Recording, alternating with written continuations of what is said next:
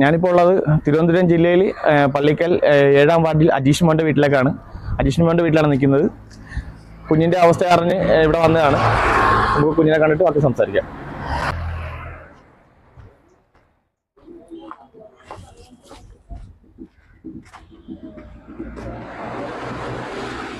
എൻ്റെ പേര് നവാസ് എന്നാണ്. ഞാൻ ഈ കുട്ടിയുടെ അയൽവാസിയാണ്. ഞാൻ ഈ കുട്ടിയെയും കുടുംബത്തെയും വളരെ അടുത്തറിയുന്ന ഒരു വ്യക്തി കൂടിയാണ്. 2013 മുതൽ ഈ കുട്ടിക്ക് ബ്രെയിൻ ട്യൂമറിൻ്റെ ചികിത്സയുമായി ബന്ധപ്പെട്ട് കണ്ടിന്യൂ ചെയ്തുകൊണ്ടിരിക്കുകയാണ്.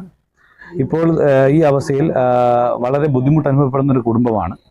അതുപോലെ തന്നെ ഒരു ദിവസം 500 രൂപയാണ് ഈ കുട്ടിയുടെ ഈ ഒരു ഇഞ്ചക്ഷന് വേണ്ടി ചിലവാകുന്ന തുക. അത് ഹോർമോൺ ചികിത്സയാണ്. ഒരു 5 വർഷമെങ്കിലും അത് കണ്ടിന്യൂ ചെയ്യണം എന്നുള്ളൊരവസ്ഥയിലാണ് ഇപ്പോഴുള്ളത്. അതുമാത്രമല്ല, ഈ കുട്ടിയുടെ 10ാം ക്ലാസ്സിലാണ് കുട്ടി പഠിക്കുന്നത്. വീട് ജപ്തിയുടെ വക്കിലാണ്. ഈ ട്രീറ്റ്മെൻറ്റിൻ്റെ ഭാഗമായിട്ട് ഈ വീട് ജപ്തിയുടെ വക്കിലാണുള്ളത്.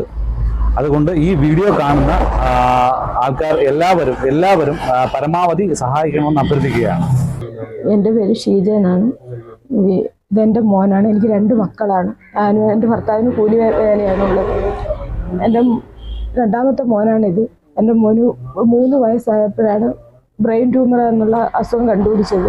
2 സർജറി ചെയ്തതിന് ശേഷം അന്ന് മുതൽ ഞാൻ എൻ്റെ കൊച്ചിനെ കൊണ്ട് ഹോസ്പിറ്റലിൽ പോവുകയാണ്. കണ്ണിനും പ്രശ്നമുണ്ട്. അന്ന് മുതൽ ഞാൻ എൻ്റെ കുഞ്ഞിനെ കൊണ്ട് ഹോസ്പിറ്റലിൽ പോയിക്കൊണ്ടിരിക്കുകയാണ്. ഇപ്പം വീണ്ടും മോന് ബ്രെയിൻ ട്യൂമർ ഉണ്ടെന്ന് പറയുന്നത്. പക്ഷെ അത് സഹിക്കാൻ പറ്റുന്നില്ല. എനിക്കെന്തും പറയണമെന്ന് പോലും എനിക്ക് അറിയത്തില്ല. ഞാൻ എത്ര വർഷം കൊണ്ട് ഞാൻ എൻ്റെ കുഞ്ഞിനെ കൊണ്ട് നടക്കുക. ഇപ്പം മോന് ഹോർമോണിൻ്റെ പ്രവർത്തനമില്ല. 2-3 വർഷത്തിന് മുമ്പ് പറഞ്ഞതാണ് നമുക്ക് ഇത് ചെയ്യാനുള്ള പൈസയുടെ ബുദ്ധിമുട്ട് കാരണം നമ്മളത് അന്ന് ചെയ്തില്ല. പക്ഷേ ഇപ്പോൾ മോന് 15 വയസ്സായെങ്കിലും അത് മോൻ്റെ ശരീരത്തിൽ ഹോർമോണിൻ്റെ പ്രവർത്തനമൊന്നും നടക്കുന്നില്ല. ഹോർമോണിൻ്റെ ഇഞ്ചക്ഷൻ എടുത്തേ പറ്റുമെന്നാണ് പറയുന്നത്. നമുക്ക് ഹോസ്പിറ്റലിൽ പോകാൻ പോലും വണ്ടിക്കൂലിക്കുള്ള പൈസ പോലും ചില ദിവസങ്ങളിൽ കാണില്ല. തിരിച്ചൊക്കെ വരാൻ വണ്ടിക്കൂലിക്കൊക്കെ ഒരുപാട് ബുദ്ധിമുട്ടിയൊക്കെയാണ് തിരിച്ചു വരികയൊക്കെ ചെയ്യുന്നത്. ആഹാരമൊക്കെ കഴിക്കാനും ആഹാരത്തിനൊക്കെ ഒരുപാട് ബുദ്ധിമുട്ടിയാണ് നമ്മൾ പോവുകയും വരികയൊക്കെ ചെയ്യുന്നത്. എൻ്റെ കുഞ്ഞിനെയും കൊണ്ട് എൻ്റെ കുഞ്ഞിന് എനിക്കൊന്നും പറയാൻ എന്നെ കൊണ്ട് പറ്റുന്നില്ല. എൻ്റെ കുഞ്ഞിനെ നിങ്ങളെല്ലാവരും കൂടെ രക്ഷപ്പെടുത്തി തരണം. എനിക്ക് എല്ലാവരോടും പറയാനുള്ളൂ. എന്നെ കൊണ്ട് പറ്റത്തില്ല. ഞാൻ ആഴ്ച മാസം ഹോസ്പിറ്റലിൽ പോകാൻ വണ്ടിക്കൂലിക്ക് പോലും തികയാതെ ഞാൻ നടക്കുന്നതിന് എൻ്റെ മോനെ ഇഞ്ചക്ഷൻ എടുക്കാനോ മോൻ്റെ തുടർ ചികിത്സയ്ക്കോ എന്നെ കൊണ്ട് പറ്റുന്നില്ല. ഞാൻ പല പ്രാവശ്യം ഞാൻ എൻ്റെ കൊച്ചിനെ കൊണ്ട് എന്തെങ്കിലും ആത്മഹത്യ ചെയ്താലോ എന്ന് ഞാൻ ചിന്തിച്ചിട്ടുണ്ട്.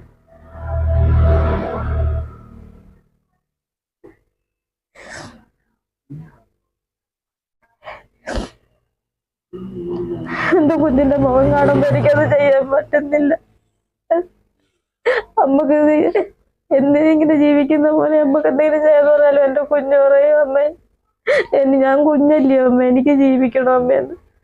അങ്ങനെ ജീവിക്കാൻ ആഗ്രഹമുള്ള എൻ്റെ കുഞ്ഞാണിത്.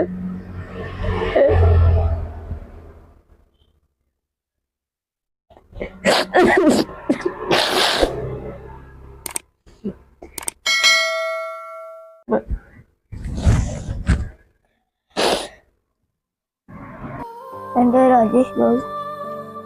എനിക്ക് സ്കൂളിൽ പോകണമെന്നൊക്കെ ഉണ്ട്. സ്കൂളിലെ പിള്ളേർ വരെ എന്നെ കളിയാക്കും.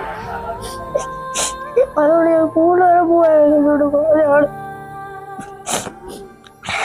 എന്നെ മരുന്ന് എൻ്റെ അമ്മയൊക്കെ ഒരുപാട് കഷ്ടപ്പെട്ടു.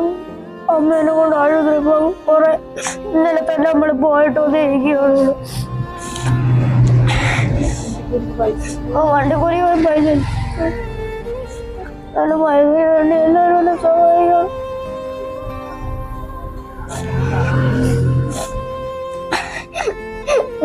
സ്കൂളിലൊക്കെ പോകണം. 10 മണി എല്ലാവരും എന്നെ സഹായിക്കണം.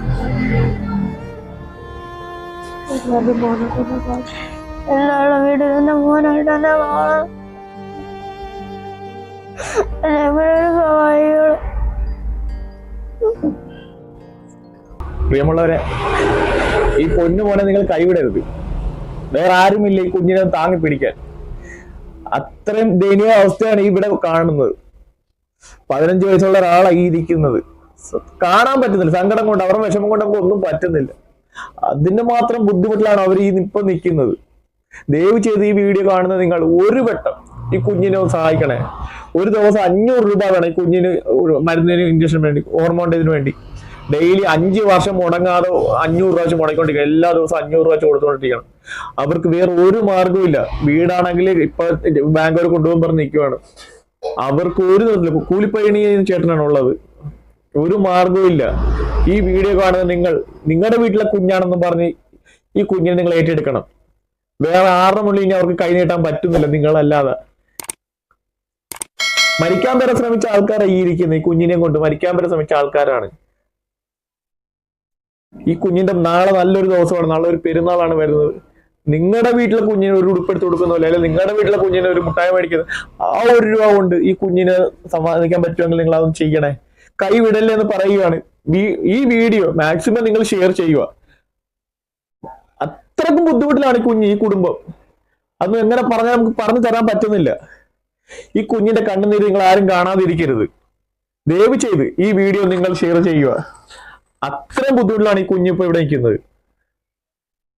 ഞാൻ ഈ പ്രദേശത്ത്, എൻ്റെ പേര് സജ്ജാദ് എന്നാണ്. ഞാൻ ഈ പ്രദേശത്തെ ഒരു പൊതുപ്രവർത്തകനാണ്. എനിക്ക് നേരിട്ടറിയാവുന്ന കുടുംബമാണ്. ഈ കുട്ടി 10ാം ക്ലാസ്സിൽ പഠിക്കുന്നു. 15 വയസ്സോളം പുറത്തുണ്ട്. ബ്രെയിൻ ട്യൂമറുമായിട്ട് ബന്ധപ്പെട്ടുള്ള ചികിത്സയ്ക്ക് ശേഷം വളർച്ചയെ അത് ബാധിച്ചിരിക്കുന്നു. ഇനി ഒരു ട്യൂമർ കൂടെ സർജറിയുടെ ചെയ്യേണ്ടുന്നൊരു ആവശ്യത്തിൽ നിൽക്കുന്നു. നിർധന കുടുംബമാണ്. വീട് ചികിത്സയുടെ ഭാഗമായിട്ട് വീട് ജപ്തി നടപടികളിലേക്ക് പോയിരിക്കുന്ന ഒരു സാഹചര്യമുണ്ട്. അതിനാൽ പരമാവധി സഹായം ആളുകളുടെ ഭാഗത്തുനിന്ന് ഉണ്ടാവണമെന്ന് അഭ്യർത്ഥിക്കുന്നു. ഒരു ദിവസം ഈ ഹോർമോൺ ചികിത്സയുമായിട്ട് ബന്ധപ്പെട്ട്, വളർച്ചാ ഹോർമോൺ വളരെ കുറവായതുകൊണ്ട് അതിൻ്റെ ചികിത്സയുമായിട്ട് ബന്ധപ്പെട്ട് 500 രൂപ ഒരു ദിവസം ചിലവാക്കേണ്ടി വരുന്നു. അത് ദീർഘനാൾ 4-5 വർഷം ആ ഇഞ്ചക്ഷൻ എടുത്താലേ ഒരു സാധാരണ ഉള്ള ഒരു വളർച്ചയിലേക്ക് എത്താൻ സാധ്യതയുള്ളൂ എന്നാണ് ഡോക്ടർമാർ അറിയിച്ചിരിക്കുന്നത്. വീണ്ടും അഭ്യർത്ഥിക്കുകയാണ്, എല്ലാവരും പരമാവധി സഹകരിക്കണമെന്ന് അഭ്യർത്ഥിക്കുന്നു. ഞാൻ എം ഹസീന, പള്ളിക്കൽ ഗ്രാമപഞ്ചായത്ത് പ്രസിഡന്റാണ്. വളരെ കഷ്ടതയിൽ ജീവിക്കുന്ന ഒരു കുടുംബമാണ്. അന്നന്ന് ഇറങ്ങിപ്പോയി വേല ചെയ്ത് കൊണ്ടുവന്നുള്ള ജീവിതമാണ് നയിക്കുന്നത്. എല്ലാ കാര്യങ്ങളും എനിക്ക് നേരിട്ടറിയാവുന്ന ഒരാളെന്ന നിലയിൽ സഹായിക്കാൻ പറ്റുന്ന കാര്യങ്ങളെല്ലാം സഹായിക്കണമെന്നാണ് എനിക്ക് അഭ്യർത്ഥിക്കുവാനുള്ളത്. എൻ്റെ അയൽവാസിയാണ് ഷീജ. പിന്നെ ആ കുഞ്ഞിൻ്റെ മോൻ്റെ കാര്യമാണ്. അസുഖവിവരങ്ങൾ എനിക്ക് ആദ്യം മുതലേ എല്ലാ കാര്യങ്ങളും അറിയാം.